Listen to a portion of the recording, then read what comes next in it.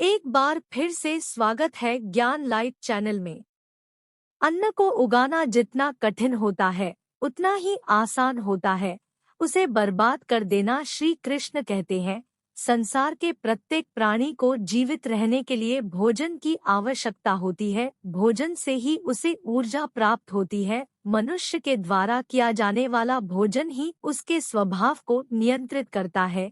इसीलिए मनुष्य को सदैव ही सात्विक भोजन ग्रहण करना चाहिए। अन्नपूर्णा का स्मरण करते हुए भोजन बनाने से घर में कभी भी अन्न और धान्य की कमी नहीं रहती है। वास्तु शास्त्र के अनुसार भोजन कभी भी टूटे फूटे बर्तनों में नहीं करना चाहिए। भोजन हमेशा ही स्वच्छ बर्तनों में करना चाहिए। हाथ पर लेकर रोटी कभी नहीं खानी चाहिए। रोटी को हमेशा बर्तन में रखकर ही खाना चाहिए। हाथ पर रखकर रोटी खाने से दुर्भाग्य आता है। कढ़ाई में अथवा तवे पर कभी भोजन नहीं करना चाहिए, इससे राहु दोष उत्पन्न होता है। आइए अब हम जानते हैं आटा गूंथते समय हमें किन बातों का ध्यान रखना चाहिए और आटा गूंथने समय उसमें क्या डालना चाहिए जिससे मां लक्ष्मी की कृपा हमें प्राप्त हो।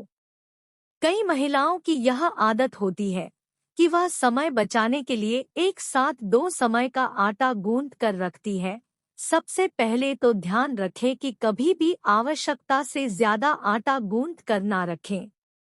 रखा हुआ आटा घर में नेगेटिविटी लाता। ढूंढ कर रखे हुए आटे से बीमारियों को आमंत्रण मिलता है। साथ ही इस आटे की रोटियां खाने से व्यक्ति के मानसिक स्वास्थ्य पर भी इसका दुष्प्रभाव पड़ता है। घूमता हुआ बुरी शक्तियां को भी आकर्षित करता है। इसीलिए जरूरत से ज्यादा आटा गूंथ कर रखने से घर पर अशुभ प्रभाव पड़ता है। हिंदू धर्म के अनुसार जब भी घर में किसी की मृत्यु होती है तो मृत आत्मा की भूख को शांत करने के लिए आटे के छोटे छोटे गोले बनाकर उन्हें पानी में बहाया जाता है और इन गोलियों पर किसी तरह का निशान नहीं बनाया जाता है। इसीलिए महिलाएं रोटी बनाने के लिए आटा गूंदने के बाद जब आटे का गोला बनाती है तो उस पर अपनी उंगलियों से निशान जरूर बना देती है, जो यह दर्शाता है कि यह आटा मृत व्यक्तियों के लिए नहीं है बल्कि घर के सदस्यों के लिए है। आप आटा गूंदने समय उस पर से अवश्य लिखें। बहुत ही शुभ परिणाम प्राप्त होंगे। लक्ष्मी की कृपा आपको प्राप्त होगी। दोस्तों, रसोई घर में आटे की पहली रोटी गौ माता की और आखिरी रोटी कुत्ते के लिए निकाली जानी चाहिए, जिससे घर में कभी दोष निर्माण नहीं होगा। गौ माता को रोटी खिलाने से माता कामधेनु का आशीर्वाद मिलता है और हर मनोकामना पूर्ण होती है। और कुत्ते को आखिरी रोटी खिलाने से सभी ग्रह दोष समाप्त होते हैं।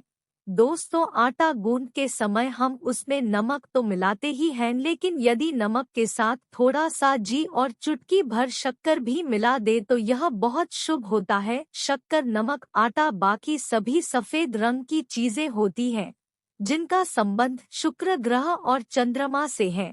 इसलिए यह चारों वस्तुएं एक साथ मिलकर हमारे शुक्र और चंद्र ग्रह मजबूत बनाती है और इन दोनों के सभी शुभ फल हमें प्राप्त होते हैं। तो दोस्तों, इस प्रकार से वास्तु शास्त्र में रसोई घर में बनाए जाने वाले भोजन से संबंधित महत्वपूर्ण बातें बताई गई है। आपको वीडियो कैसा लगा कमेंट करके जरूर बताएं। वीडियो को लाइक करें, दोस्तों के साथ शेयर जरूर करें और चैनल सब्सक्राइब नहीं किया है तो चैनल को सब्सक्राइब करके बेल आइकन जरूर दबा दें। धन्यवाद।